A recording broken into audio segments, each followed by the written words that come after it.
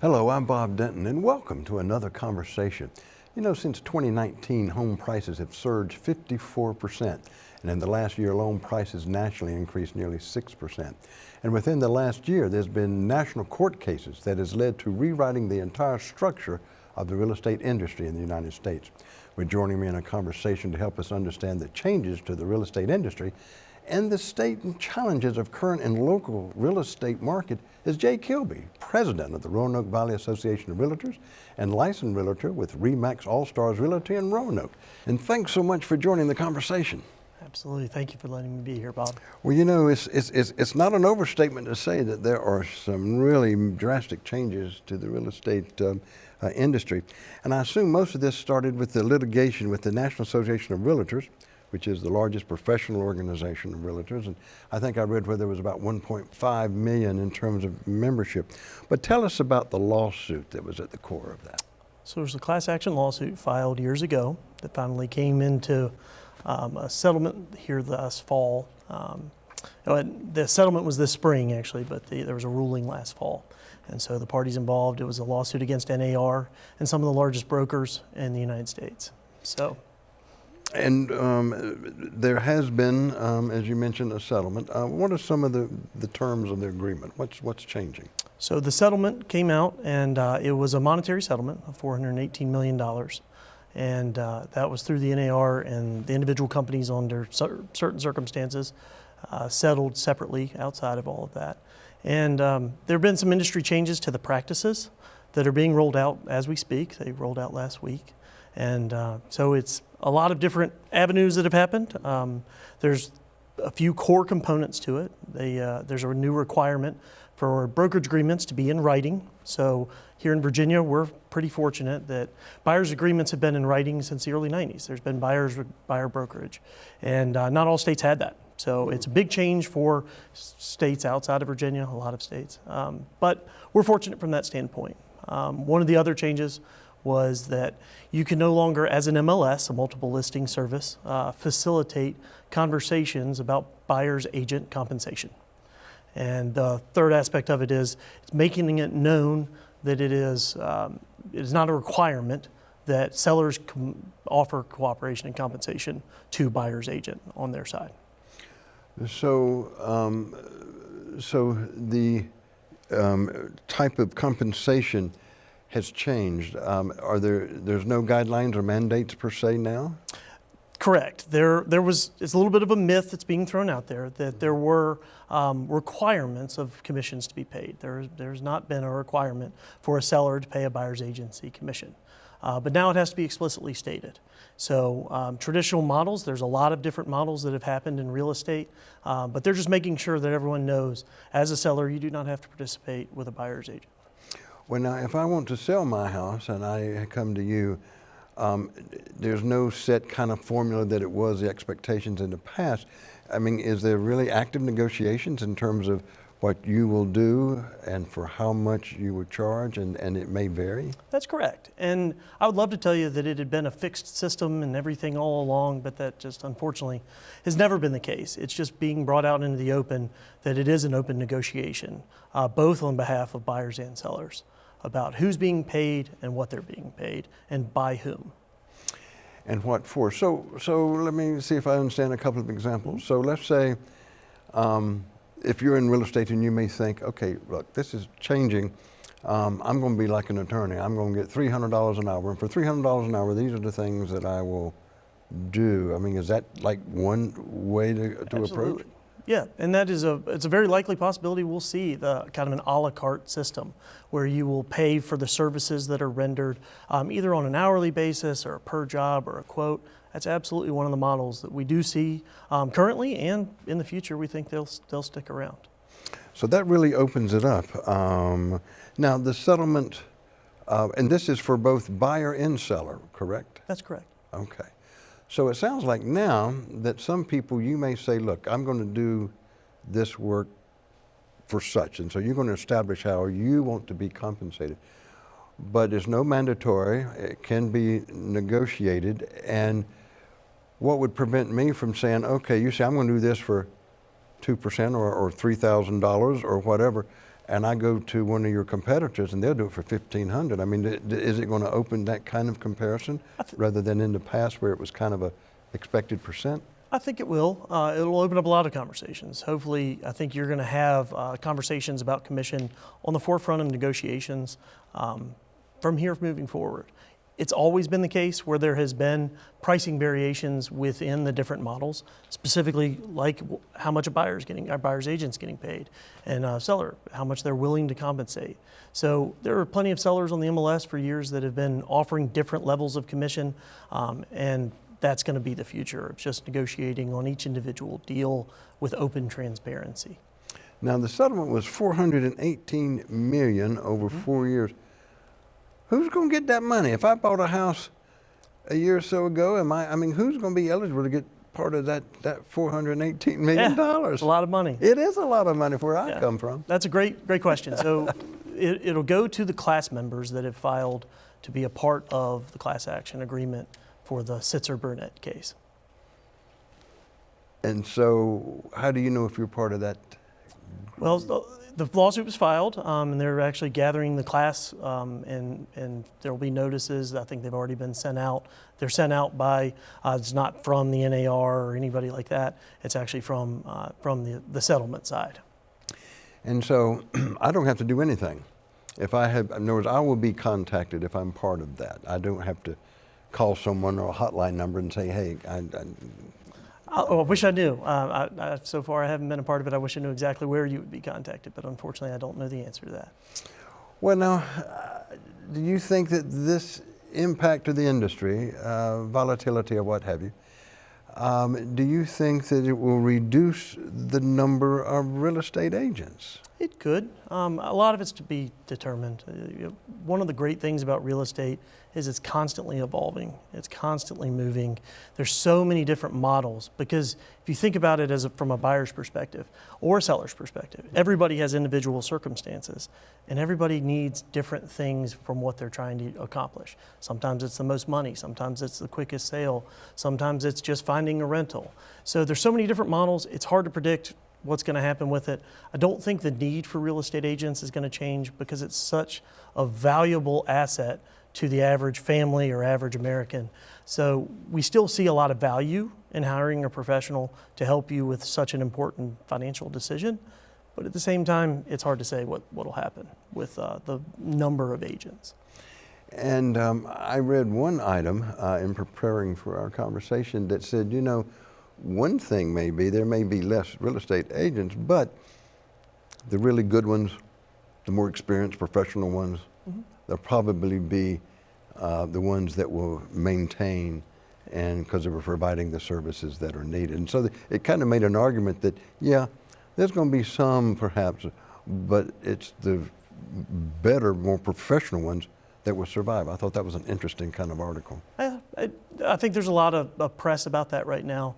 I do get the sense already that there's a heightened sense of professionalism, a focus towards it. The brokers that we have locally here are using it to their advantage. It's just a time to double down, make sure you're a professional that gives great advice to folks, make yourself very approachable. It's an era that we think we're headed into where it's a presentation of our value as an industry, making sure people understand there are perceptions that a buyer's agent just walks, unlocks the door, writes a contract in 10 minutes, and I'll see you at closing. And that couldn't be further from the truth. And I think most of your experienced professionals are really looking for an opportunity to prove their value moving forward. Now, I guess the linkage, you can be a real estate agent as long as you or state pass whatever the test or sort of, but you don't necessarily have to be a member of the National Association of Realtors, do you? That's correct. Okay. That's correct. So there could be some that are non-affiliated there. Yes. And it sounds like at this point, there's a lot yet to be determined because when did it take effect? Last week. So August 17th was the mandated date per the settlement. Our local association, the Roanoke Valley Association, rolled out our changes on August 14th. So yeah, it's all very recent, and you're correct. There's a lot to be determined. We're all kind of getting a new feel for the system. Well, you know, real estate has been such an interesting topic pre-COVID, COVID, post-COVID. And so let's spend the rest of our time trying to get some idea of some of the trends in terms of locality and regional and what have you. When you're talking about home prices, since 2019, home prices have surged some 54%. Last year it increased about 6% or so. What do you currently right now, as of this taping, that you're seeing in terms of prices and home prices, both nationally and then perhaps a little bit locally? Yeah, so it has been. It's been a wild run, is what I like to refer to it, since the pandemic. I think a lot of people were sitting at home, working from home, maybe with kids or whatever else, and realized maybe I don't like my house as much as I thought I did. And so they have done a lot of transactions in that amount of time. So, you know, the Great Recession did a lot of things to improve the real estate market and the healthiness on the whole. One of the things it didn't improve was the availability of homes. So we've been in a decreasing supply market since that time, and it's gotten to be a lot worse when there's so many transactions that have been happening. So the low inventory has caused pricing to increase. You also have run into the options. So real estate's about the next best option that you can find. I like this house, but I like this house better, and it's a relativity thing of pricing and other factors. So as things have gone up in price, so have rentals, and everything in real estate has shot up. So it's a difficult time no matter what you do in real estate, no matter what you're looking for. It's hard to find homes for sale, condos, whatever it may be, and rentals are the same way. So your acquisition costs are high, interest rates are high. It's a little bit of a tough situation all across the board. And we'll get to the interest rates in just a moment. I thought it was interesting when preparing for our discussion that prices grew faster in small cities and rural areas compared to cities. And I guess cities were already high. Yeah. And so that was part of the explanation for that. It is, and I think you had your boom markets from the pandemic, like Austin, San Francisco. There were a lot of places that really went up astronomically. But your average rural city, think about some of the growth that Roanoke has had in that same amount of time, getting some industries to come in. But yeah, there's been a lot of increase all across the board, and smaller cities seem to have benefited the most. You know, it's surprising to me. I mean, it is so sensitive to not only state, but geography, zip code, 5 streets over. Yeah. I mean, in neighborhoods. I mean, it's just such a interesting width that can impact the sensitivity of both the selling price and, of course, the cost of the real estate itself. So what about local Roanoke Valley and the New River Valley? What's unique to them right now if you take a snapshot? So I think one of the great things, we joke about it all the time, but here in Roanoke, everything's 15 minutes away. So we don't worry about traffic except around 81 maybe. But generally speaking, it's great, relatively low cost of living city. We've got all the recreation and the outdoors that are going on between the James River and the hiking in the mountains and McAfee's Knob and everything like that. I think one of the other things that's really helped us here is the proximity to Virginia Tech, and New River Valley surely benefited from that same thing too. So it makes us a unique spot. We're a car ride away from Charlotte, you're a car ride away from DC, so if you have to go there for meetings with the work from home movement that's come on, it's really not that far. And so you can get a high quality of life, low cost of living, relatively speaking, and people have taken advantage of that. You know, there will be those who will not necessarily want me to say this, and what I've witnessed, excuse me, but, you know, at Virginia Tech, Blacksburg is like many college towns, just, oh my gosh, what in the world? Yeah. Some new faculty used to have to, and I don't mean this in a disparaging way, but in other words, where can I afford to live nicely? Yeah. It would be Christiansburg. But now it's further down, and we've got, I know, by the time I retired, several of our younger faculty were finding homes in terms of Roanoke. Yeah. So it's interesting to see, and the consequences of that in terms of right there between Blacksburg and Roanoke and the impact in terms of housing as it relates to the faculty in Virginia Tech itself. Yeah. And the expense and the correlation. I think we found a good groove between the two areas, even though geographically there's mountains in between. You've got a nice blend of both cities complementing both areas complementing each other. So they seem to be merging together. It seems within recent, some of the houses prices are coming down just a little bit, it seems. How would you analyze that? So on the whole for this year, the first half of this year, the prices are a little bit up relative to last year. But that's probably a little bit of a change in the inventory as much as anything else. So they're slightly up, but there is a little bit of a perception that the prices are coming down. There's a little bit of a softening. A lot of that's because of the higher interest rates that have stuck. And so your acquisition costs, your purchase prices and sales prices are a little bit higher, and the interest rates keeping some people on the sideline that a few years ago probably weren't. I noticed there was a time when the house would come out and for sale, and if you wanted to be competitive, you had to go over the asking price. Is that still kind of part of the game, or not as much as it was? I'll tell you a little story. I went to a house one time. It was probably 2021, give or take. It was 5 o'clock. People got off of work. I met them at a house, and literally it was a line down the street, parked in front of everybody's houses. We jammed up the whole neighborhood trying to get in. It was just chaos. You had 15 or 20 minutes in a home, and sometimes there were other people in the home with you. It was just, you were rushed into a decision, had to make the decision that night. It just wasn't a great way to buy a home, something as important of a decision as that. And that's changed a lot. It's not the frenzied market that it was. I'm not going to say there aren't bidding wars, because they do still happen, especially on special properties. But it's not quite the frequency that it was at one time.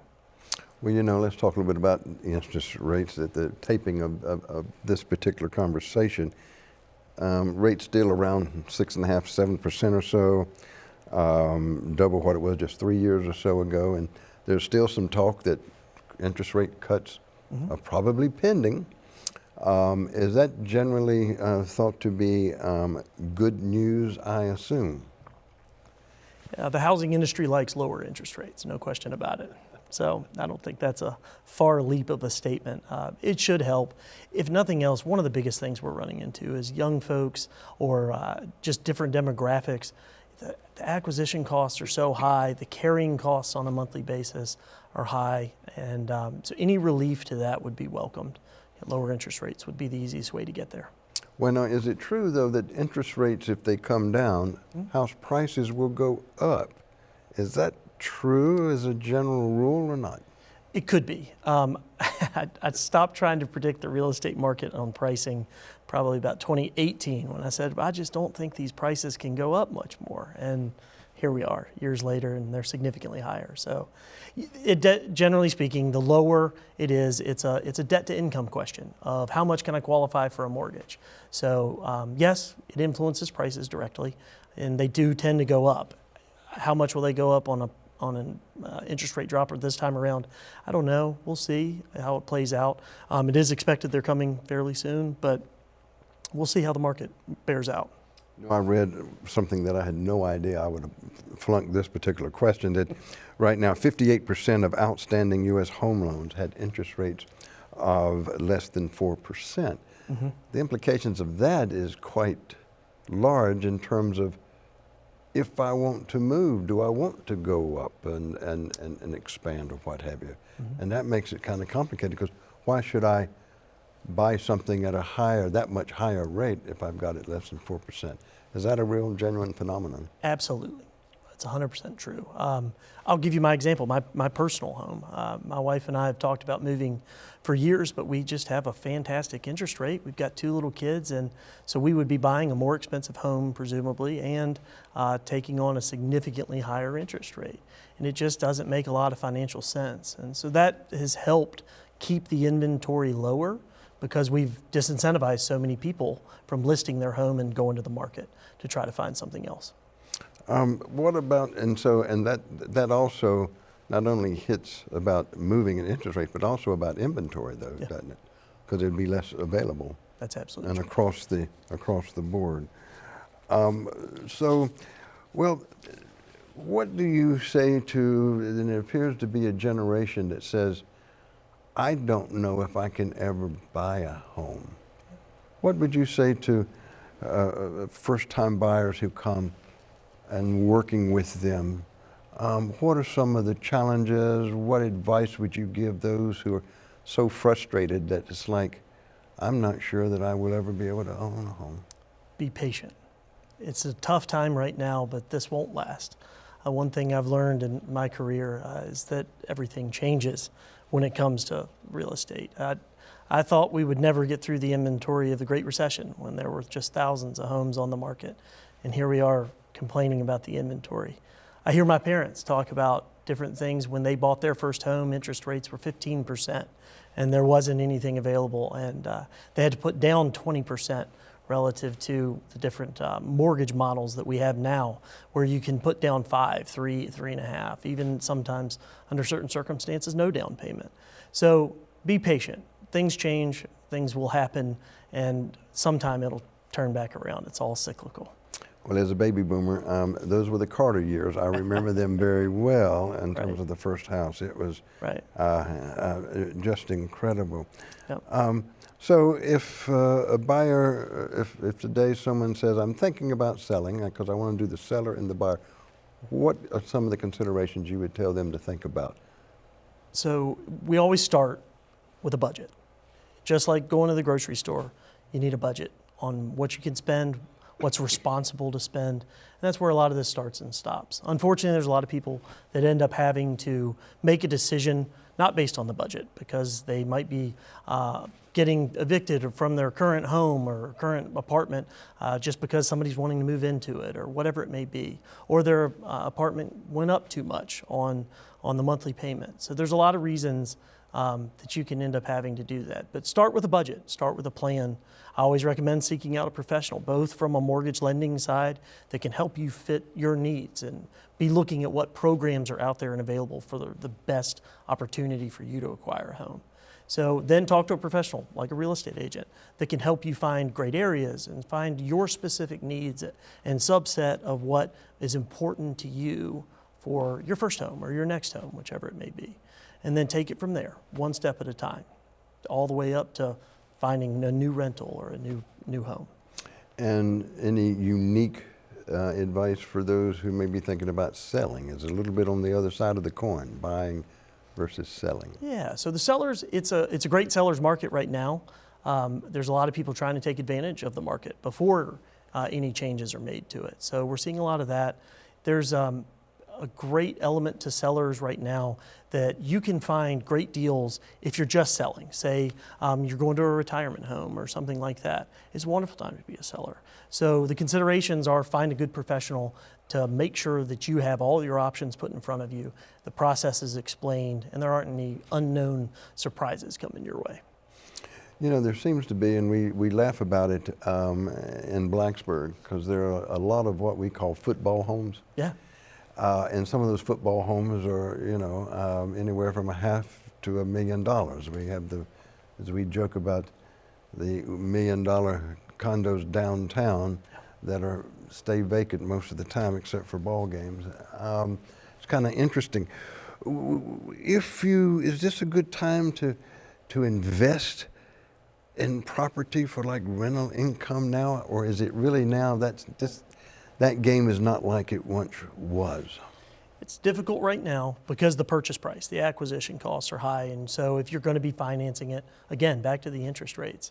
One of the interesting avenues that we've seen over the last 7-8 years is the introduction of short-term rentals, Airbnb, VRBO, companies like that are turning regular homes, or what was perceived as a single-family residential home, into something that might be a weekend getaway for other folks. So that's taking houses out of the active supply and putting them into the rental market. So for a long time, especially during the pandemic, those rates were great. The returns were just phenomenal for a lot of people. That's checked back a lot. I'm sure you've seen the articles about that. But it's still a good time to be investing. A lot of people are looking to diversify away from the stock market and get away from just some other type of asset that they've been putting their money into previously. They might have too much money in there, so they move it over to a little bit more real estate. So yeah, it's a great time to be looking to invest too.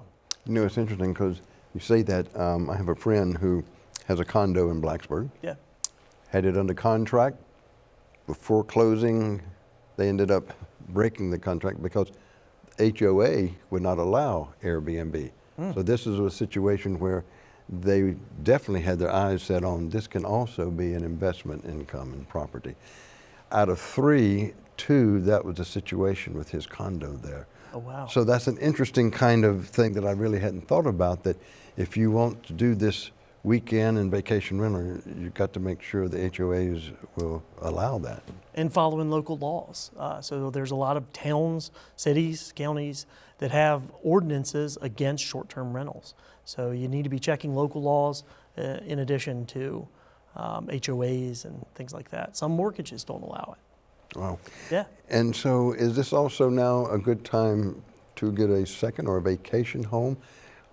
Bargains per se, but maybe not. It's just about the price perhaps?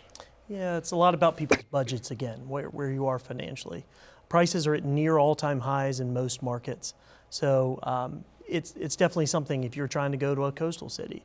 There's been a lot of hullabaloo about insurance companies trying to pull out of states like Florida and along the Atlantic coast because of potential for storms and flooding. So again, an industry professional can help you figure out whether that's a good investment for you.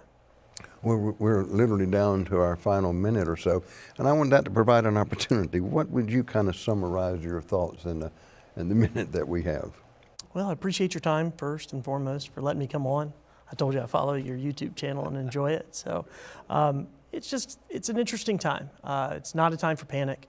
We're excited as the association here towards a new era of moving into educating our professionals and making sure everybody stays in line with what we're trying to do and what the mode moving forward is going to be. So we're excited. It's new territory for everyone, and we're going to all learn together on it. Well, it's certainly a time of change for the real estate industry for sure, and the challenges ahead. Listen, I want to thank you for joining the conversation. And of course, as always, I want to thank you for joining us and hope you do so again for the next conversation with Bob Denton.